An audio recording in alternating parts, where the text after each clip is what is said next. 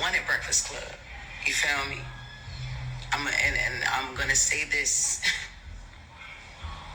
I don't fucking need to be there. I wanted to be there. I loved being there. That was my shit. You get what I'm saying? Like, that was my shit. I used to be happy as a motherfucker on the radio. Yeah, definitely. I'm not intimidated by no woman walking on this earth. I give a crown to that girl. If you listen to the show, you know. The show, you know. Good afternoon. Happy hump day, especially if you humped last night. So you know how we're going to start this again.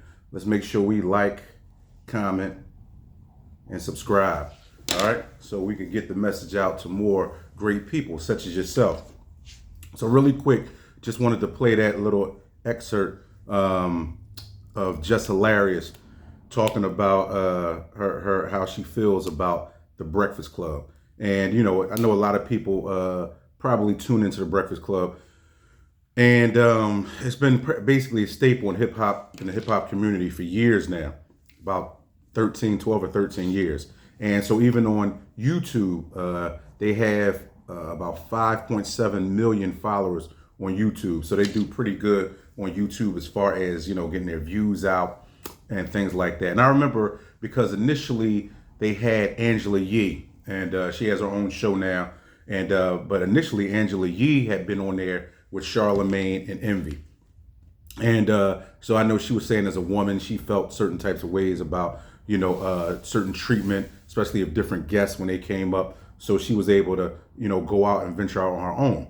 So, you know, to add another person to it, they decided, you know, they had, you know, had Claudia Jordan, just different people. Then they decided to bring in Jess Hilarious, who I thought was pretty good. You know, shout out to Baltimore. You know, we love Baltimore. The homie Ray graduated from Morgan State. We love Baltimore, right?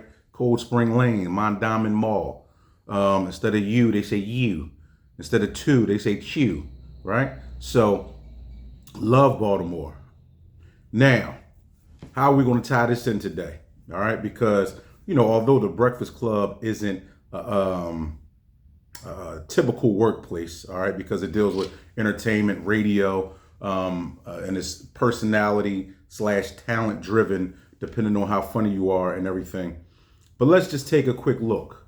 So like I said, when Jess first came on, you know, I said to myself, okay, they decided to bring her on as the permanent host. There was even a little bit of drama in the way they introduced her, because initially it seemed like she didn't get the job. And I think her and Charlemagne were like joking around saying, you know, well, you know, yeah, they didn't offer you the job. They didn't such and such. So then they had a rollout where they did like this huge thing where, you know, people were making statements about her, you know, and everything. And then at the end of that actual rollout commercial that they did, you saw her sitting in a chair with Envy, DJ Envy, and Charlemagne next to her.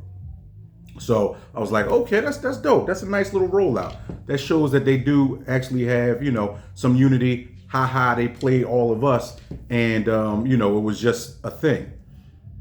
Now what's happened is that unfortunately, what I just showed, and what many people have seen, just went off on a tirade because she feels as though she went on maternity leave. She was doing shows and different things like that because she is a comedian.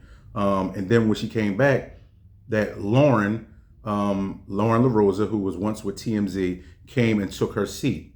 Now, just even from the outside looking in, I thought to myself, ugh, you know, when she does come back regularly, this is going to be an issue. I said, oh.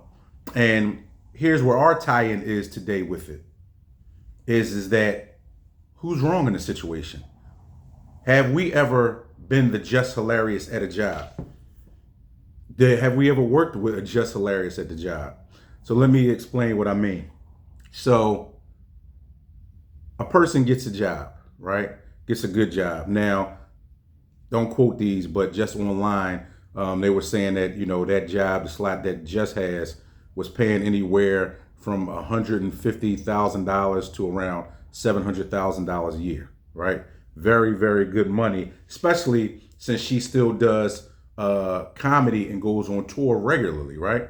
But the first thing is that, and one of the things that she said was that, there's not a good time to have a kid. And, I chose to have a kid, cool, because we don't ever want to get into talking about any stuff with people's kids. Stuff happens. Remember, Rihanna did the Super Bowl where the Eagles lost and she was flying around on the thing and she was pregnant. So, I get it. I mean, it's nature, it's life. But what was Jess, in a way, thinking? So let's go back to the first part about it. You just get a pretty lucrative job and then, you let them know, you're pregnant. All right. So they've picked you out of all of these other potential co-hosts they could have had. They want you as the third host. And months after that, you're pregnant. And once again, we can't dictate nature. But of course, there's going to be, especially if a person has to go out on maternity leave, there is going to be a difference. And then you're going to have, like I said, Claudia Jordan, Lauren LaRosa, Jason Lee. You're going to have different people come in to, do the best that they can on that spot. Not saying that they're looking for another job, but hey, who goes into something, especially when you have potentially millions of people watching and potentially hundreds of thousands of dollars on the line for yourself as possibly a new co-host. Why would you go on there and say, you know what, I'm just going to do a mediocre job? No, nobody's going to do that. Even like with Jess, a lot of the times. Now, look, I thought a lot of this stuff was funny, right? Because she would get on there, she would start reading some of the Jess with the mess stuff and everything. And then, some of the words wouldn't come out right. She would mispronounce stuff. She couldn't get the stuff out. But to me, I thought that was all a part of like the stick that they had going on. Like, it's so messy that it's hard to even read, so that's what I kind of thought what was going on. But after she went out and then Lauren came in, I started seeing more of the comments saying, well, yeah, Lauren is such a breath of fresh air. Lauren, reads the stuff so well. I can clearly understand Lauren. And I get it. DJ Envy and Charlamagne tried to make it sound like they were that she should just not pay attention to the comments. She should just not pay attention to what they're saying. No, that's untrue. You have to pay attention because when you have such a large platform, what happens is that, all of that stuff translates into views, viewership. And if you consistently have people saying to you, this is what they want, this is what they want to see, it may affect the bottom line and it may affect viewership. So therefore, I think Jess definitely had a point by what she was saying, although Envy and Charlamagne were trying to downplay it and say, well, don't listen to the internet. Don't pay them any mind. No, when you're on a platform that large, and because what you do is presenting to the internet, yes, they're on the radio, but they also, like I said, have a large YouTube presence. So when you have such a large presence, you're still going to be critiqued. You're still going to be criticized or praised or whatever. And it had to be a tough deal for Jess to have to deal with that, right?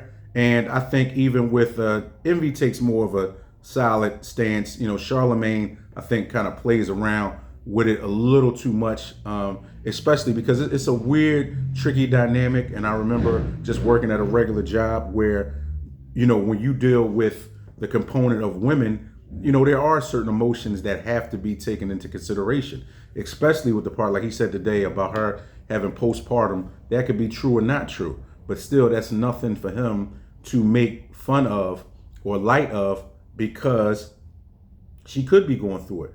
But that's not really, in my estimation, what the issue is at hand. Does Jess have a point? Definitely has a point. She definitely has a point. But do I agree with the way she did it? No, I don't. Because once you start bringing stuff out to the light, does everybody have the right to go on their Instagram Live or TikTok or, Facebook Live or whatever and do that? Sure you do. But does it make it right? No. Because now that you've put those feelings out there, now when you got to come back to work the next day, it makes things uneasy. It makes things uncomfortable. And now it's almost like a ticking clock where you start thinking to yourself, like, when's the next shoe going to drop? Like, what's going to become of this situation? Now that I've taken to a platform and told Milk, because I think Jess Hilarious has a huge Instagram following also. Her Instagram following, I think, is at like 6 million. She has at least 6 million followers just on Instagram. So, of course, it was the news of the morning, right? And, so what it does is that now you definitely have the internet involved in everything. And you definitely have other people who are going to critique and who are going to say what they want to say. The same thing just as at work, right? You go to work, you work with somebody who is kind of would do like what a Jess Hilarious did. You get a new job, boom, you go on maternity leave, right? Once again, life happens. You go on maternity leave, but that still doesn't stop the show. All these other people have stuff that they have to do. You have people that fill in for you. And when you're out for an extended period of time, your fill-in or your replacement, of course, is going to look, especially if they're doing a good job, they're going to say, hey, look, this person is good. Where can we fit them in at? And unfortunately, because the Breakfast Club is just room for a few personalities, since Lauren did so well, they're trying to figure out a way to incorporate her into the daily programming.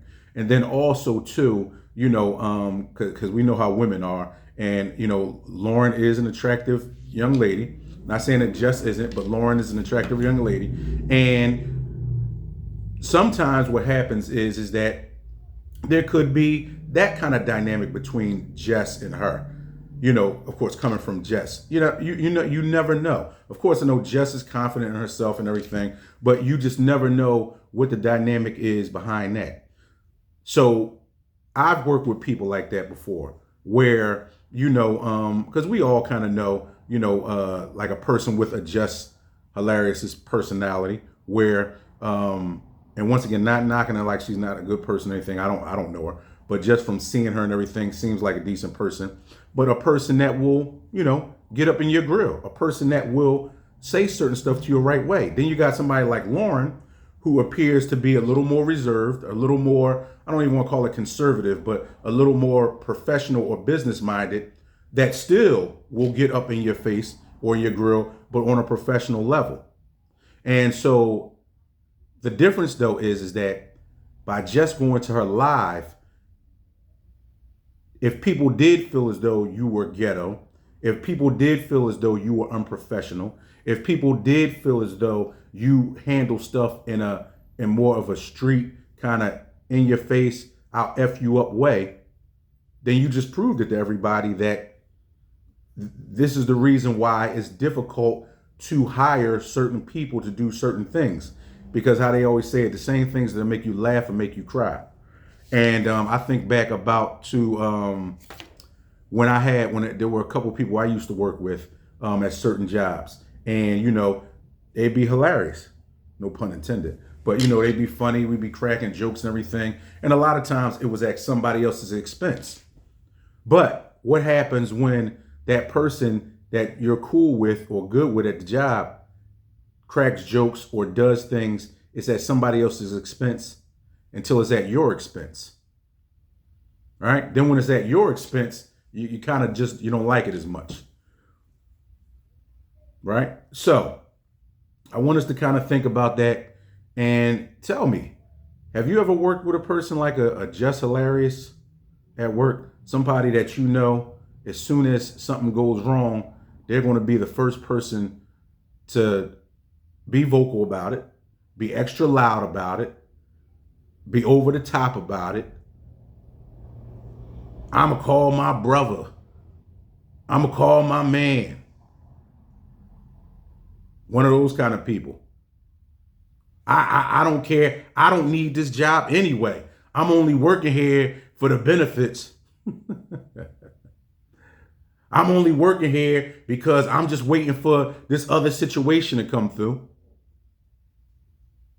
Right?